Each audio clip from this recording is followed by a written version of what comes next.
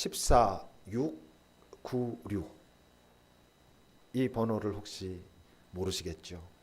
신대원 시험을 보면 압니다. 신대원 시험을 볼 때요, 복음서에 여러 기록들이 나오잖아요. 그 기록들이 나오는데 그 마태복음, 마가복음, 누가복음, 요한복음 이렇게 4개 복음서에 공통으로 나오는 어떤 내용들이 있을 거 아니에요. 그럼 그게 몇 장에 나오냐 이런 것들을 다 외워야 돼요. 14696은 절대 안 까먹어야 됩니다. 14696이 뭐냐면 이 오병이어 기록이 마태, 마가, 누가, 요한복음에 있는 장수거든요. 그게 왜 중요하냐 하면 이 복음서에는 여러 기적 이야기들이 있잖아요. 그런데 마태복음, 마가복음, 누가복음, 요한복음 이 4개 복음서 모두에 나와 있는 기적은 오병이어 하나밖에 없어요.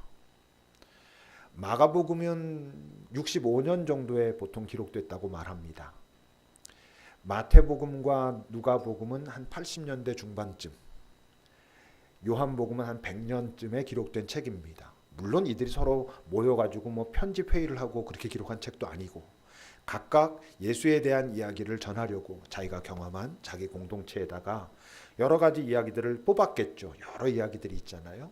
그것들을 뽑아서 기록했는데 기적 이야기 중에서는 딱 이 오병이어 이야기 하나만 4개 복음서 저자가 다 선택한 거예요. 그러니까 이게 만약 거짓말이었으면 어떻게 될까요? 5천 명의 어른들이 있었고 아이들을 포함해서 10,000명 이상의 사람들이 거기 있었다는 거예요. 그들이 이 오병이어의 기적의 현장에 있었다라고 지금 기록하고 있는데 마가복음 같은 경우는 65년 정도니까 예수님 당시에 한 30년 조금 지난 어떤 후에 그것이 기록된 거예요. 말을 바꾸면 그 현장에 있었던 많은 사람들이 생존해 있었을. 그러니까 이게 막 거짓말이었다 그러면 이 전체가 다 이제 문제가 발생하는 거죠. 그런 일이 없었다라든지 아무도 그런 경험을 한 사람이 없었다라든지 아니 10,000명 넘게 있었다는데 어떻게 우리 중에 한 명도 없을 수가 있어? 이렇다든지. 근데 이 내용이 참 믿기가 어려운 내용이잖아요. 그죠? 어저께 팀장 모임에서도 그런 얘기들 해요. 차라리 뭐 물이 포도주 된 건 뭐 그럴 수 있었다 치고 심지어 죽은 자가 살아나는 것도 그럴 수 있을 것도 같은데 이건 일단 그 질량 보존의 법칙에 어긋나지 않느냐. 이게 어떻게 빵이 막 늘어나느냐. 막 이래서 와 이게 도저히 근데 아마 그래서 다들 놀랐던 것 같아요. 도저히 생각하기가 너무나 쉽지 않은 일이 상상도 할 수 없는 일이 또 벌어졌다는 거예요. 요한복음으로만 보면 요한복음엔 7개의 기적이 나온다 그랬잖아요. 그 중에서 이 오병이어의 기적이 4번째 기적이에요. 4번째라고 말하는 건 이 7개의 기적 중에 가장 한 가운데 있어요. 이 성경은 그런 부분들이 굉장히 중요한 어떤 편집 의도를 가지고 있어요. 맨 마지막 7번째 이적은 죽은 나사로를 살리는 기적이에요. 그러니까 그건 예수께서 이제 죽기 전에 부활의 사건을 벌이기 전에 하시는 거고 이 가장 한 가운데 오병이어의 이야기가 있어요. 많은 사람들이 이제는 예수를 따르기 시작했던 것 같아요. 왜? 처음이 아니니까 이런 이적들이. 보면 1절과 2절을 여러분 보십시오. 같이 읽어보겠습니다. 1절 2절입니다. 시작.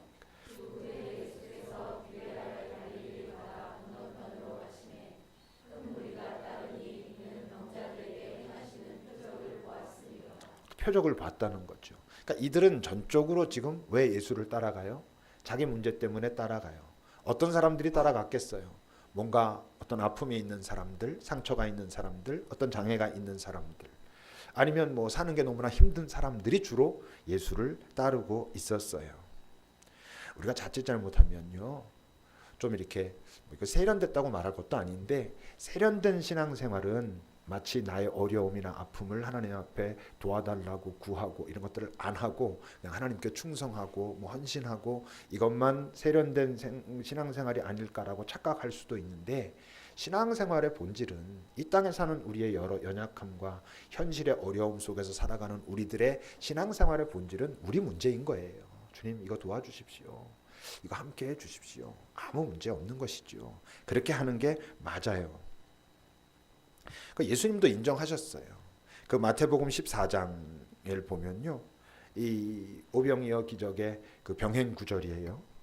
예수께서 그 이야기를 들으시고, 이 이야기를 어떤 이야기였냐면 세례 요한이 헤롯에게 왜 목베임 당해서 죽잖아요. 그 이야기를 들은 거예요.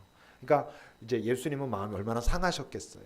그 상하신 마음을 가지고, 상한 마음을 가지고 이제 빈들로 가서 있었어요. 홀로 좀 있었던 거죠. 마음이 이제 어려우니까. 근데 사람들이 와요. 예수께서 그들을 보고는 불쌍히 여기셔요. 그중에 많은 병자들을 고쳐주셔요. 무슨 뜻이에요? 당신이 여러 마음속에 어려움과 좀 아픔이 이렇게 있음에도 불구하고 이 땅에 그 어려운 현실을 살아가는 사람들을 보고 안타까워하시고 긍휼히 여기시고 함께하기를 원하셨어요.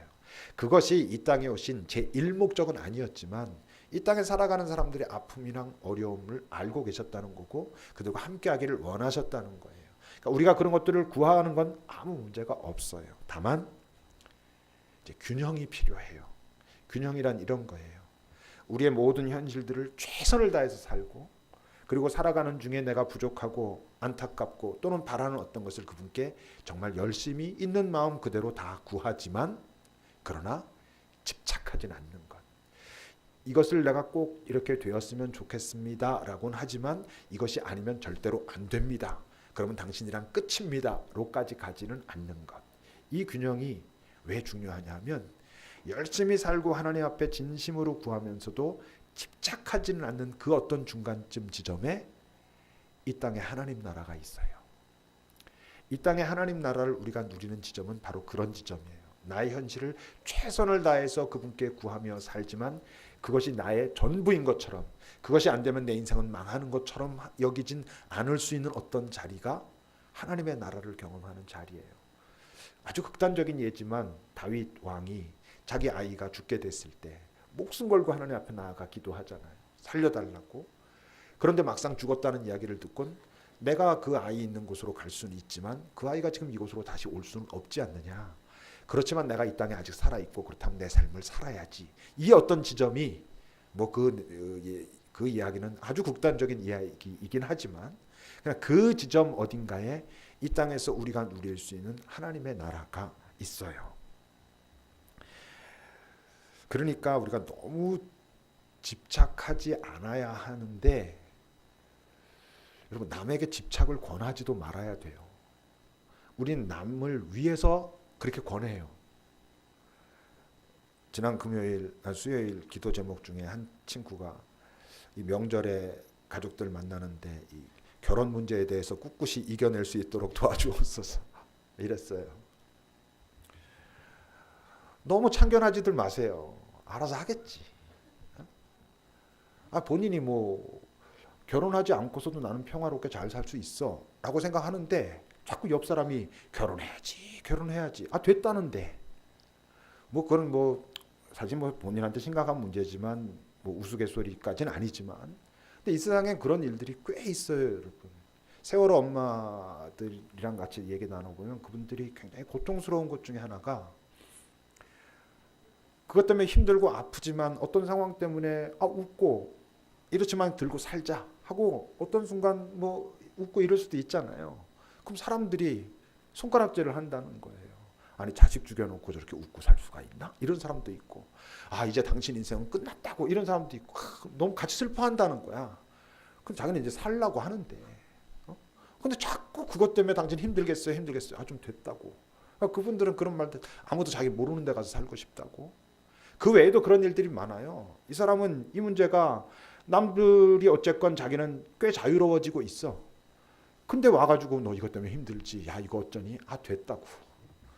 여러분 그러니까 무관심한 거는 안 좋지만 무관심이랑 비슷하게 보일 수 있는 게 있는데 그냥 그 사람이 그 문제를 자기 문제를 해결해 갈 수 있도록 그 사람의 그 상황과 상태 그때를 인정하고 좀 기다려줄 필요가 있어요.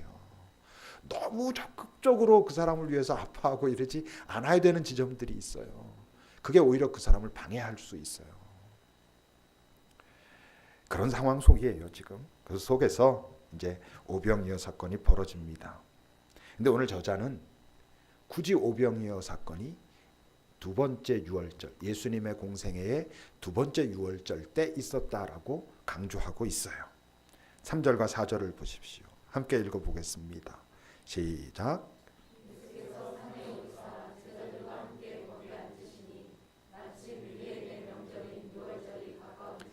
첫 번째 유월절 때는 예수님이 성전 정화하셨어요. 성전에 가서 막 엎으시고 이랬잖아요.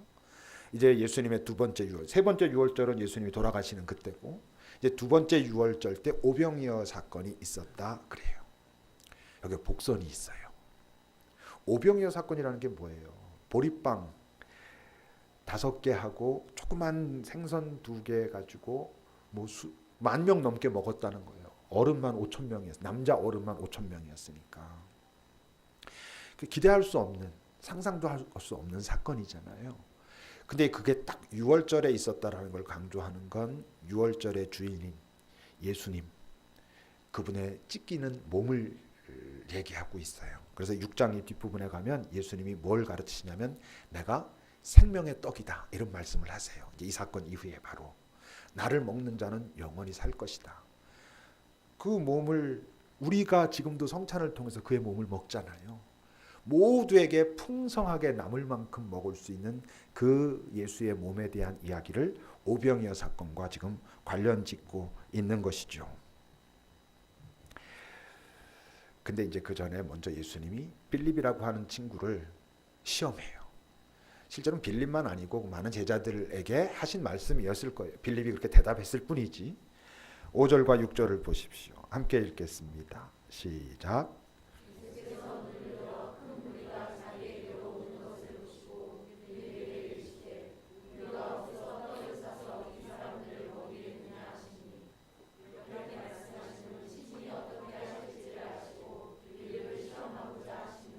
지금 유월절이라고 하는 명절이라 그랬잖아요. 유대인들은 이 유월절이 되면 각처에서 사는 사람들이 다 예루살렘 쪽으로 모여들었던 그런 시기예요. 그러니까 예수님이라고 하는 분이 점점 사람들에게 알려지기 시작했고 각처에 있던 사람들이 예수가 도대체 누군데 요즘 이렇게 이슈가 됐어? 라고 많이들 모여들고 아픈 사람들도 모여들고 그러니까 그렇게 많은 사람들이 모일 수 있었던 것이죠. 그렇게 많은 사람들이 모여서 이게 뭐 잠시 딱 모여가지고 한 20분 뭐 설교하듯이 30분 설교하고 헤어지고 이런 게 아니고 옛날 우리 왜 부흥회 같은 거 하면 며칠씩 그렇게 모여가지고 했었잖아요. 그러니까 이들도 예수님을 이렇게 자주 만날 수 있는 그런 상황이 아니니까 이게 하루 이틀 이상 모여서 계속 그러고 있는 거예요. 그러다 이제 가져온 먹을 것도 이제 대부분 떨어지고 막 이런 상황이었던 것이죠 지금. 이제 그 상황에서 예수님이 이 사람들을 우리가 어떻게 먹일까라고 하셔요. 말씀에 있는 것처럼 예수님은 당신이 지금 어떤 일을 행하실지 이미 나름대로 계획을 갖고 계셨어요. 근데 이제 빌립이 그것을 듣고는 뭐라고 합니까? 7절입니다. 같이 읽어보겠습니다. 7절 시작.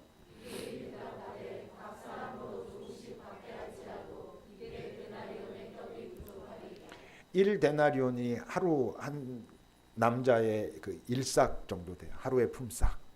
그러니까 뭐 200데나리온 뭐 한 7만 원이라고 만약 친다면 뭐 한 1,400만 원, 1,500만 원 이런 정도의 돈인 거예요.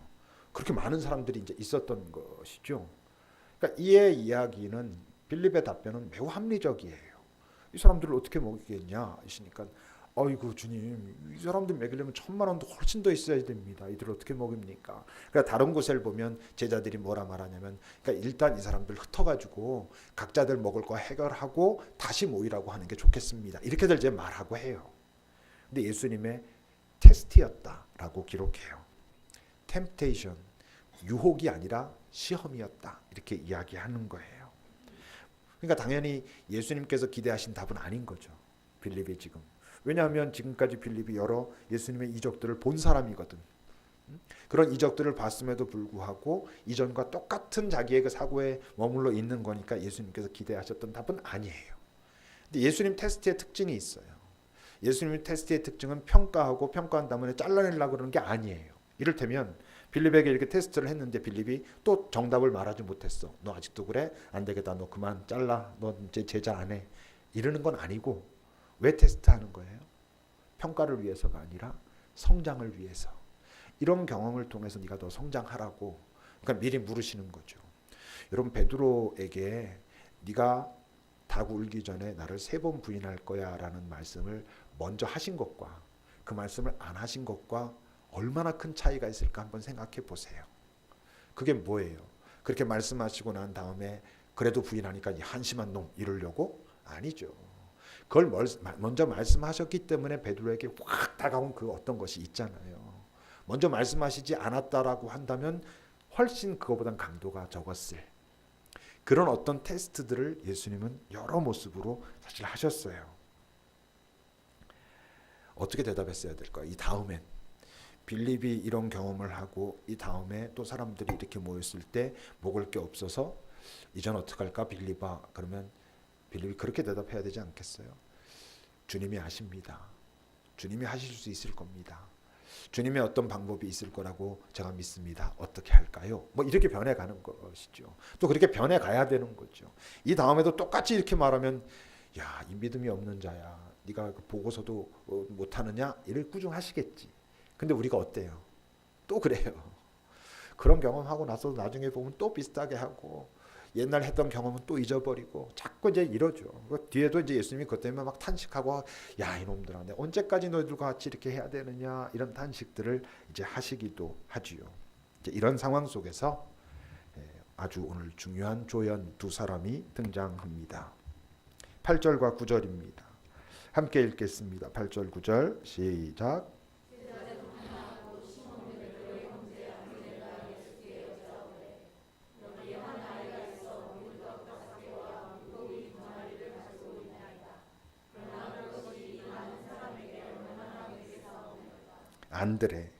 안드레는요 이 성경에 항상 그냥 안드레는 이렇게 나오는 법이 없어요. 시몬 베드로의 형제 안드레 항상 이렇게 나와요. 안드레는. 근데 여러분 우리가 요한복음 처음 볼 때부터 본 것처럼 이 안드레하고 이 요한복음의 저자인 사도 요한하고 친구예요. 제일 처음에 예수 따라간 게 그 두 명이 따라간 거잖아요. 세례 요한이 저기 하나님의 어린 양이다 그랬을 때 둘이 같이 따라간 게 안드레하고 이 사도 요한이란 말이에요. 그래서 이 안드레에 대한 이야기는 이 요한복음에 가장 많이 나와요. 3번. 첫 번째 나왔던 게 그 먼저 예수님 만나고 베드로에게 와서 우리가 메시아를 만났다. 그리고 예수님께로 데려가는 장면이 나오고 오늘 이제 이 장면이 나오는 거예요. 먹을 게 없다 그랬는데 가서 아이 하나 찾아가지고 예수님께 데려오는 장면이 나오고 요한복음 12장 20절을 보세요. 명절에 이 명절은 세 번째 유월절이에요. 이제 예수님이 얼마 안 있으면 죽으시는 이제 그 절기가 가까운 거예요. 그때 예배하러 올라온 사람 중에 헬라인 몇 사람이 있는데 그들이 갈릴리 베세다 사람 빌립에게 가서 청해요. 우리가 예수를 좀 만나고 싶습니다. 그랬더니 빌립이 어떻게 했다고? 안드레에게 가서 상의해요. 그랬을 때 안드레가 이제 빌립과 함께 그 사람들을 데리고 예수님께로 또 데리고 가요. 그러니까 이제 사도 요한이 안드레 친구잖아요.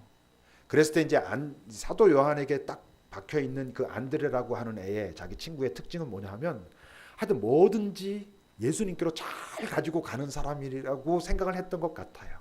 그러니까 이 안드레에 대해서 이야기를 3개를 남겨놓으면서 다 딱 그 이야기들만 남겨놓고 있어요. 뭐 그 외에도 많이 있었겠죠. 오늘 이 상황도 여러분 생각해 보세요. 예수님이 이제 제자들이 있는 데서 이 사람도 어떻게 먹일까? 뭐 막 그러고 빌립은 아이고 200데나리온 있어도 안 될 걸요. 그리고 어떤 사람들은 그러니까 가서 이렇게 먹고 오라고 그래야 될 걸요. 막 이러고 있을 때 안드레는 지금 어떻게 하는 거예요? 일단 밖으로 나선 거예요. 사람들 있는 대로 막 찾아다닌 거죠, 이제. 도대체 뭐 예수님께 갔다 좀 이렇게 얘기할 게 없을까라고 찾아다녔다는 거예요. 아이는 어떻게 된 걸까요? 베드로가 찾아냈을까요? 안드레가 찾아냈을까요? 아닐 겁니다. 아이가 이렇게 하고 있는데 싹 너 혹시 도시락 있지? 꺼내봐. 뭐 막 이래가지고 거기 있네. 갖고 와. 뭐 이런 거가 아니고 이 아이도 어땠을 것 같아요. 뭐 그렇게 찾아다닌 거 보고는 그거 들고 자기가 갔겠죠. 그래서 둘 중에 하나였을 거예요. 오늘 그 안드레가 예수님한테 근데 이것이 무슨 이 많은 사람에게 얼마나 되겠습니까? 무슨 도움이 되겠습니까가 안드레 이야기였을 수도 있고 어쩜 아이가 이렇게 들고 나와가지고 아저씨 나 이거 있는데 근데 이거 갖고 뭐 되겠어요? 이랬을 수도 있고 아니면 그 아이가 천진난만하니까 나 이거 있어요. 뭐 이게 마치 이제 이걸로 다 될 것처럼 이랬을 수도 있고 어떤 건지 모르지만 하여튼 그 아이가 그것을 들고 안드레에게 갔고 안드레는 그 아이를 데리고 그리고 오병이어 그거 가지고 예수님께로 갔어요. 사실 잘 보면 오늘 이 고백이나 이게 무슨 얼마나 도움이 되겠습니까? 라는 얘기나 아까 빌립이 200데나리온이 있어도 이 사람들 먹이는 데는 부족합니다라는 얘기나 기본적인 인식은 어떤 불안함 같은 건 같아요. 뭐 부족하다. 이 세상의 인식이에요. 부족함. 다들 나는 이제 충분해, 만족해, 이런 사람 거의 없잖아요. 그 사람이 절대적으로 이 사람보다 많이 갖고 적게 갖고의 문제가 아니라 지금 자기 있는 자리에서 자기는 항상 조금 부족하다라고 우린 다 느껴요. 그 부족함의 인식이 우리를 어디로 이끌어요? 그게 이제 염려로 이끄는 거예요. 부족하고 그러니까 염려되고, 염려가 그 다음에 이제 우리를 어디로 이끌어요? 움켜쥐는 걸로. 놓을 수가 없는 거야. 근데 부족하거든. 염려가 되거든. 그래도 이나마 이거라도 자꾸 있어야지 될 것 같거든. 그러니까 이게 해가지고 흘려보낼 수가 없는 거죠. 우린 다 그래서 움켜쥐고 살아요. 조금 더 잉여가 생겨야 좀 숨이 좀 쉬어져. 뭔가 이게 딱 맞거나 내일이면 없을 것 같은 두려움이 있으면 우리는 뭔가 조급하고 초조하고 막 이러잖아요. 그러니까 다른 사람이 잘 보이지 않아요. 나보다 어려운 사람, 내가 흘려보낼 게 있는가? 이걸 잘 못 보고 살아요. 이 세상이 우리에게 끊임없이 심어주는 인식 자체가 부족해. 너 아직도 좀 더 있어야 되잖아. 좀 더 노력해야 되잖아. 아직은 쉴 때가 아니잖아. 이런 인식이 우리에게는 계속 있는 것이죠. 근데 오늘 아이나 안드레가 그런 인식을 기본적으로 갖고 있지만 한 가지 다른 게 있어요. 뭐냐 하면 그 가지고 있는 그것이 부족한 것이긴 하지만 그렇기 때문에 염려하고 움켜쥐고 있지 않았다는 거예요. 사실 이 아이의 입장에서만 보면 그 오병이어는 이 아이가 한 끼 충분히 먹을 수 있는 이 아이의 도시락이었어요. 근데 그 도시락을 들고 예수님께로 갔다는 거예요. 그리고 이들이 지금 말하고 있는, 근데 이게 뭐 얼마나 되겠습니까? 라고 하는 이 고백은 염려랑은 조금 달라요, 여러분. 이것 때문에 뭐 큰일 났습니다, 이런 뜻이 아니잖아요. 부족한데 이걸 들고 주님 앞에 나아가서 지금 있는 그 태도는 약간 이런 거죠. 민망한 거. 이게 뭐 큰 도움이 안 될 것 같고, 그리고 확신도 부족한 믿음. 이거 갖고 주님께서 뭘 하실 거라고 하는 믿음도 사실 없어. 이게 뭐 되겠습니까? 뭐 이런 정도인 거예요. 근데 여러분, 그런 민망함, 어떻게 될 거라고 하는 당당하고 확실한 믿음이 부족한 그런 상태, 이런 상태임에도 불구하고 예수님 앞에 나가서 이렇게 살짝 눈치를 보면서 이거 될까요?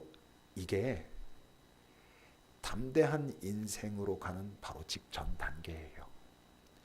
이런 선택을 했기 때문에 그 다음에 벌어진 일을 이들이 주인공이 돼서 경험하는 거예요. 여러분, 사도 바울이 내가 약할 때 강함 되는 경험을 했다라는 건 어떤 뜻이에요? 자기의 약함을 민망해하면서 나 같은 자도 괜찮습니까? 라고 주님 앞에 좀 민망한 모습으로 나간 선 경험이 있는 거예요. 그랬을 때 그분이 자기를 들어서 사용하시는 어떤 경험을 통해서 점점 당당한 인생이 되고, 그러니까 내가 그리스도 예수 안에서 모든 것을 할 수 있다라고 하는 고백을 할 수 있게 되는 것이죠. 자주 말씀드렸지만 여러분, 이사야가 나를 보내소서 하는 그 고백이, 하나님께서 내가 누구를 보내고 누가 우리를 위하여 갈꼬라고 탄식하실 때 이사야가 했던 내가 여기 있사오니 나를 보내소서는 막 당당한 고백이 아니었다니까요. 그 본문의 실제 의미는 나 같은 자라도 사용하실 만 하시다면 저를 사용해 주십시오, 이런 고백이에요. 근데 그를 주님께서 함께 하시고 들어 사용하실 때 그런 일들이 벌어졌다고 하는 거예요. 보세요. 그가 가진 것에 대해서 되게 민망하고 자신도 없어. 그렇다고 뭐 주님께서 그러나 쓰실 거야 라고 하는 확실한 믿음도 없어. 그런데 이거를 주님이 아주 귀하게 사용하셨죠. 귀하게 사용하신 데는 아주 중요한 요인이 거기는 하나 분명히 있어요. 뭐냐면 별것도 아닌 것 같고 확신도 부족하지만 어쨌건 그 아이의 전부였다는 거예요.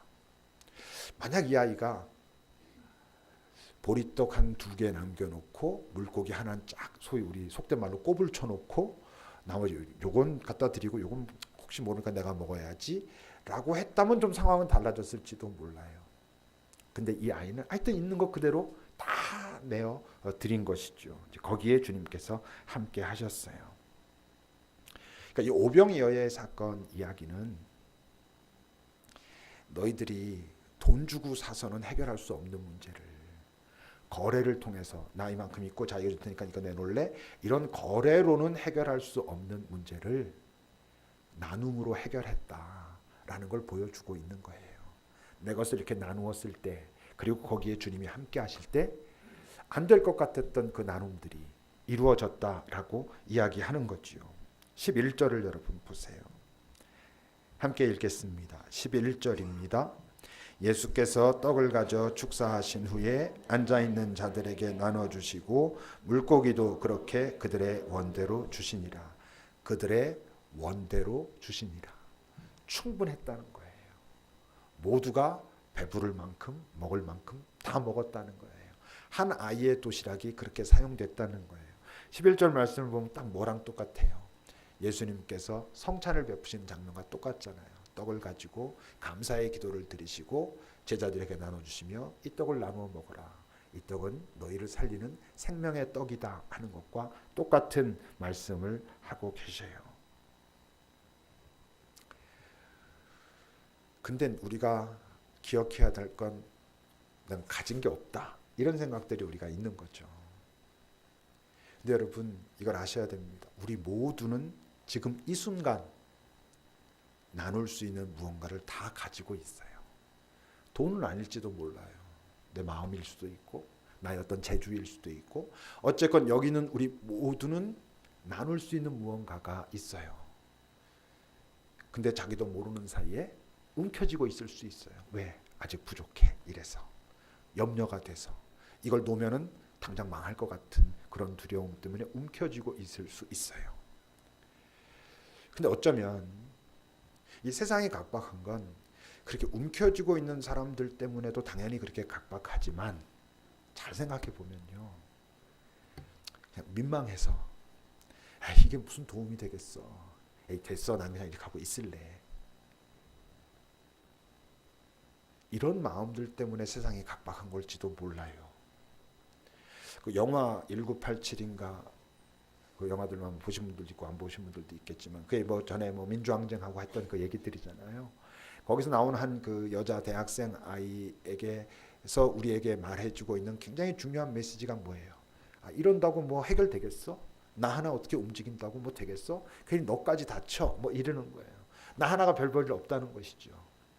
그러니까 처음에는 민망하고 이게 뭐라고 필요 없어 이거 갖고 뭐 별거 안 될 거야 이래서 가만히 있는 것 같은데 나중에는 그게 자기 합리화가 되기도 하고요 자기 이기심이 되기도 하고요 그래서 나나 혼자 잘 먹고 잘 살아야지 이렇게 변해가기도 해요.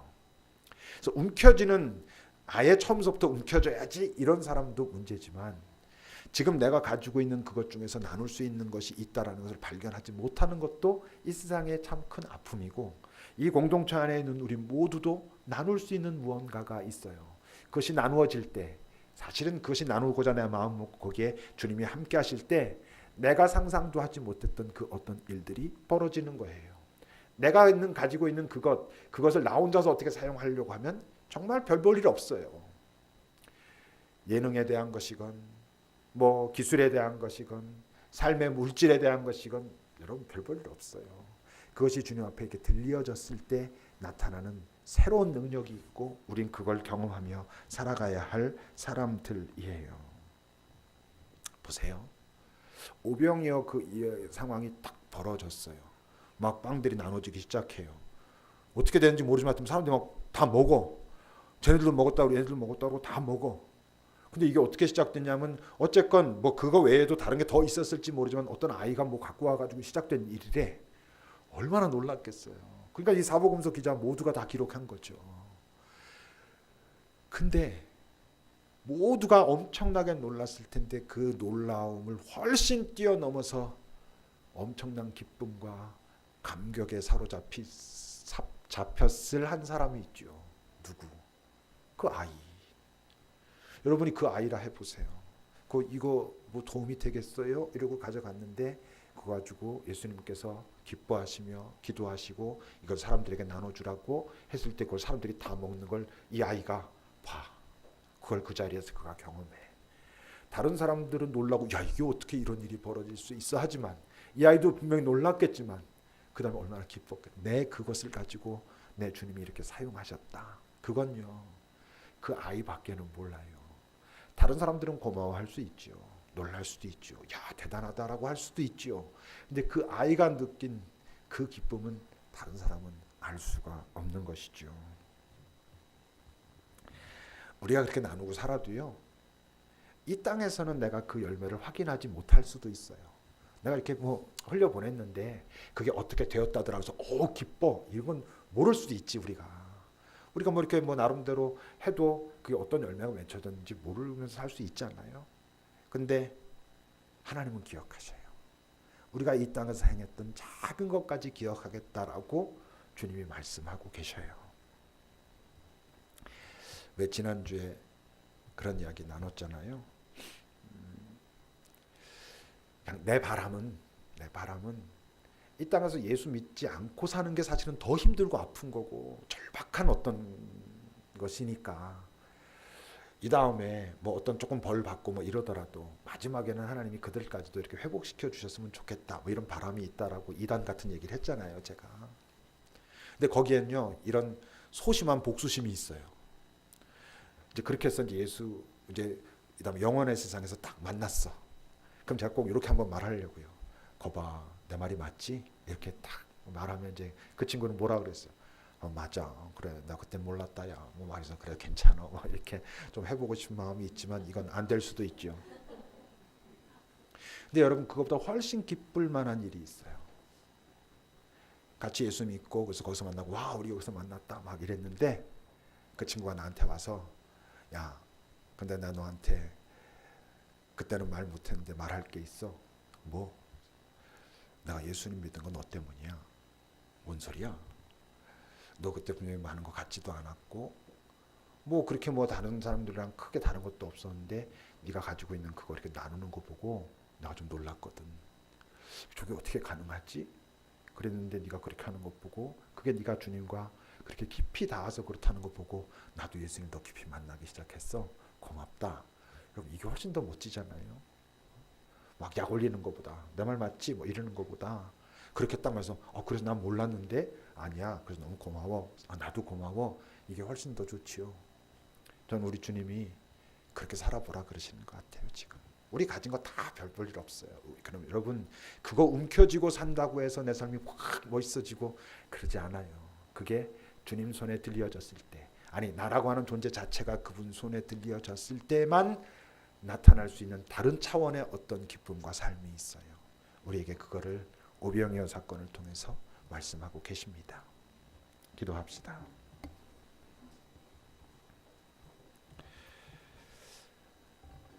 아이가 또 안드레가 예수님께 와서 그랬어요. 그렇지만 이게 이 많은 사람에게 무슨 소용이 있겠습니까? 근데 예수님은 아니야 그러신 거죠. 지금 우리가 가지고 있는 많은 것들도 그런 것들이 있을 거 아니에요. 아유, 이게 뭐 내가 뭐 소용이 있겠어. 근데 주님은 아니라고, 그거 나랑 같이 한번 잘 사용해 보자고 하시는 무언가가 우리 모두에게 있습니다.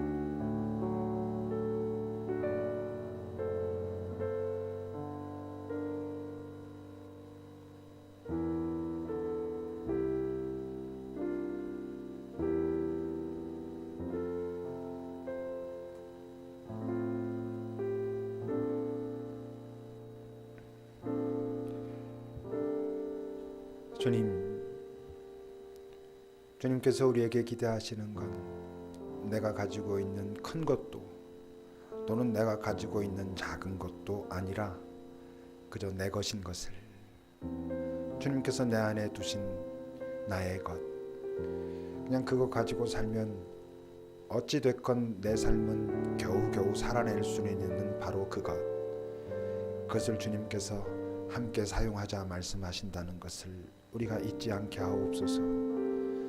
나 혼자선 그저 그렇게 살 수 있는 나름대로 포장도 하고 나름대로 또 이렇게 저렇게 살 수 있지만 주님께 들려지면 이젠 그것이 능력이 된다는 것을, 그리고 그것을 너의 능력이라고 주님께서 우리에게 말씀하신다는 것을, 그래서 내가 약할 때 오히려 강한 존재였노라고 당당하게 말할 수 있는 인생이 된다는 걸 기억하게 하옵소서.